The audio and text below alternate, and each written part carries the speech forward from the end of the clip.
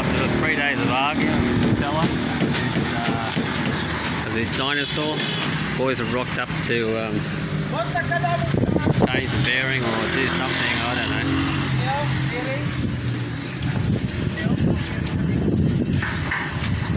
We did about 6 mixes and the bearing fucked up. Excuse the French. And then the guy who sold it to us, he gave us a song and dance and said the bearing's not under warranty. What is under warranty? I said to him, we didn't buy a 2,000 peso hammer, we bought a 51,000 peso mixer. There's got to be some sort of guarantee, at least a month of work. And then he decided, he told Airline to get it fixed and he will go halves in it. I don't think so. So yesterday I threatened to put a banner on it, on this 4-lane highway, put a banner on it with his name on it, complaining about his customer service. And I thought he'd ignore me, but he sent the fabricator out here, which he should have done in the first day. March, and the boys are still here fixing the mixer. So what happened is there's a gasket and it stops any concrete coming in from the barrel to the bearing. But what they use is a car tube or a bicycle tube for a gasket, and that's failed. So what they did is they made another one with the car tube or motorcycle tube. I don't know. So I said to them, how long is this one going to last before it fails? What happens is the concrete gets in the bearing, and then when you wash it out overnight, it just hardens up and stuffs up the bearing for the next day. The sand and concrete just sets rock hard because it's leaking into the bearing from the barrel. So anyway, they seem to think that it's going to be successful this time. They're going to make sure that the Filipina gasket doesn't fail. Anyway, there's so much work in this formwork, I never realised. We're getting there. We should be able to pour all this on Saturday, hopefully. It's fine weather. If it's not fine weather, we're not pouring it because I don't want the concrete surface to go sandy on me. Anyway, hopefully we can get all this formwork done by tomorrow. There's a few corrections to do. You know, everything just went up slap happy. And now they're pulling off bits and pieces of the formwork and straightening it up.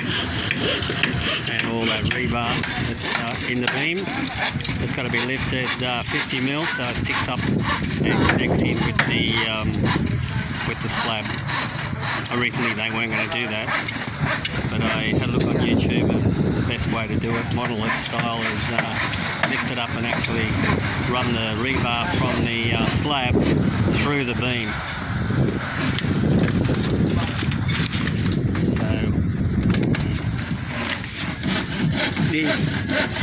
this is going to finish 50 mil higher than the board, and then the rebar going through here will go through there, and the whole thing will just be one big piece of solid mass.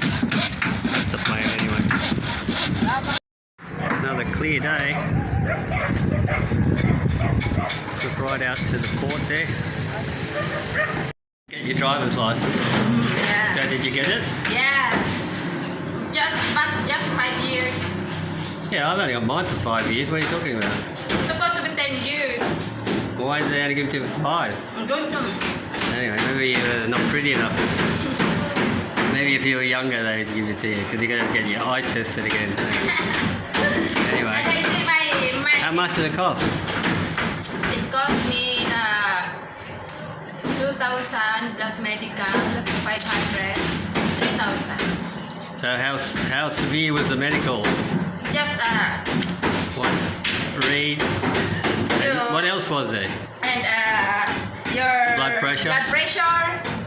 And your weight, your height. What's that got to do with a license? Your weight and your height. So when I go to, I see my weight, 48. Is it real? I try again. I thought you were 58. 48, really? That's good. And then that's I said that's all for 500. That's all. And what else did you pay for? How much was the license? Inside, I just Yeah, the LTO. 2,000 I paid For the what? for everything. For everything? Yeah. That's for your license and for the medical? No, for inside the LTO. Inside the LTO. They separate the medical. How long were you there for? How long were you there for? You have to wait long? Maybe 1 hour I wait. Okay, so what did you do? It takes me, I wait there in terminal 1 hour. To go there? And then when I come back, Alright, there's your story. when I come back, I said to the tricycle, can you drop me a bit far from the terminal because it takes long to wait the passenger. So he takes me maybe 2 kilometers from the terminal, and I wait for the bus. Just a bus and jeepney, just the same the fare. Okay. Alright, I'll tell you the story now. Okay. So the boys said to me, I was in here, I was inside. They said, you have a visitor. So I went outside, and I thought it was somebody, there was about 5 people. I thought it was somebody, they want to apply for a job or give us a price for something or other. But they were from City Hall. And then, They said, where's your permit? so what did you And say? I said, it's in process. Every time the architect calls them, they say next week. And they said, what's the name? And I said, Guba. They said, oh yeah, we approved that yesterday. I said, you approved that yesterday, but you don't know the address? Yeah, and what did you say? And they laughed.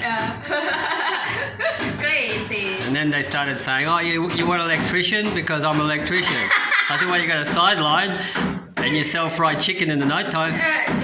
You work for City Hall, you're an electrician. And I said, you sell fried chicken in the nighttime? And they all laughed because I was bullying him. Working City Hall and He's and an at electrician. the same time electrician working outside. Yeah, he's hustling for electrical work. I said, I gave you... Did you ask them, why if I don't have permit, what? Nothing. They didn't say. They just said, oh, okay, no worries. He said, I said, when are they going to release it? And they said, when you're person who's applying for it. I said, well, it's the architect. All right, so I have to call him and tell him that the engineering has passed it, has cleared it. Someone complained them. No, they said they're driving around the area. Bola. But the thing is, if they just passed it yesterday, why don't they know the address? Yeah, and But they knew your name. crazy. And then I showed them the plan. They said, who's the engineer? I said, so I give them. They said, oh yeah, okay. So I have to contact the architect and tell him to get his act together and go to City Hall and get the permit. And I said, oh yeah, you want to have a look at the steel work? Because they're the engineers. They said, no, it's okay. Crazy. I said, we're going to pour it on Saturday. You want to inspect the steel work? No, it's okay. Crazy. It's more fun. Right along.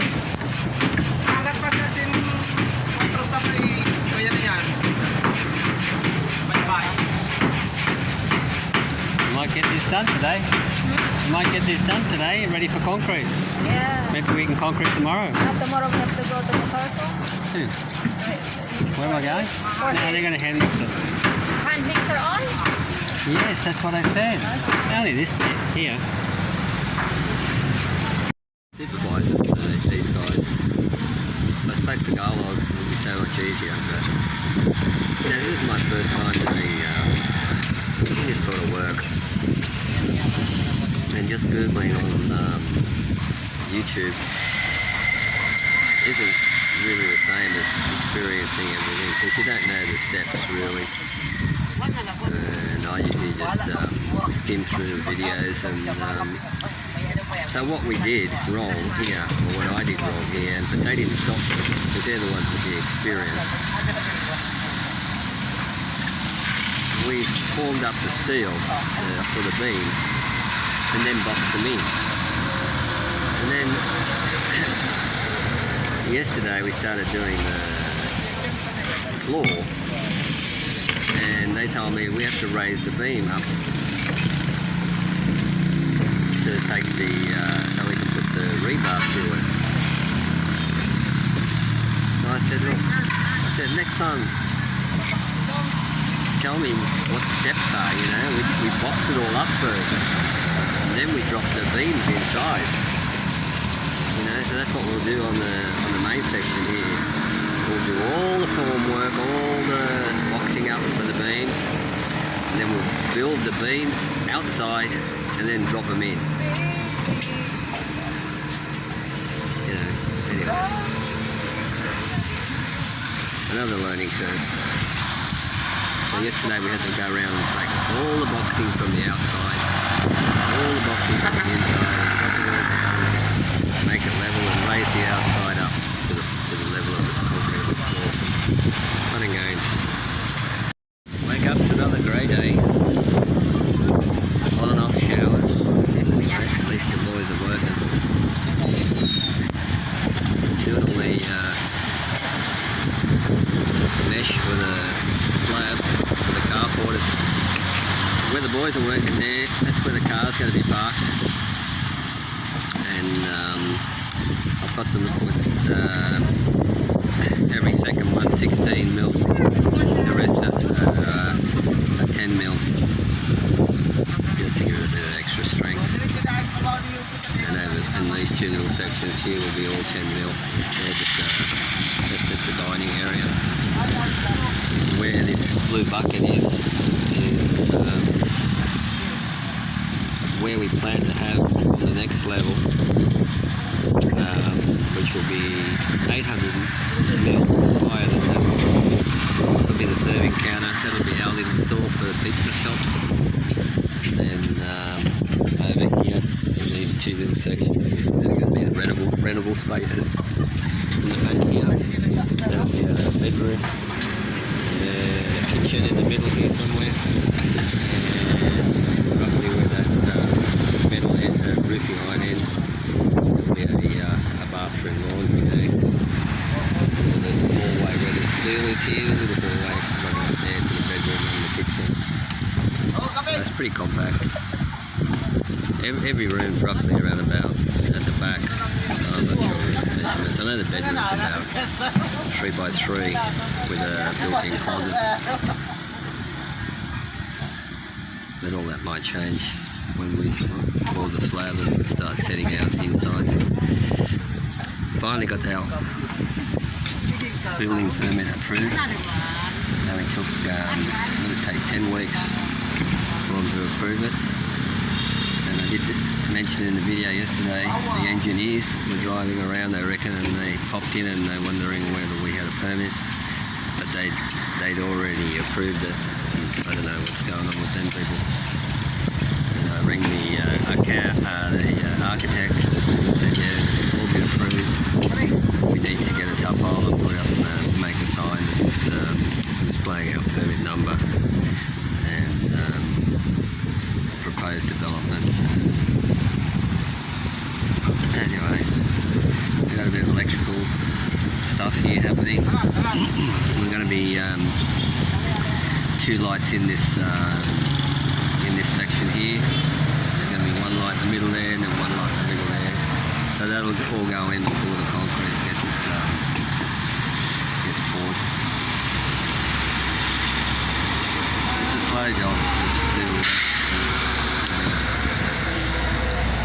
certainly is the experience.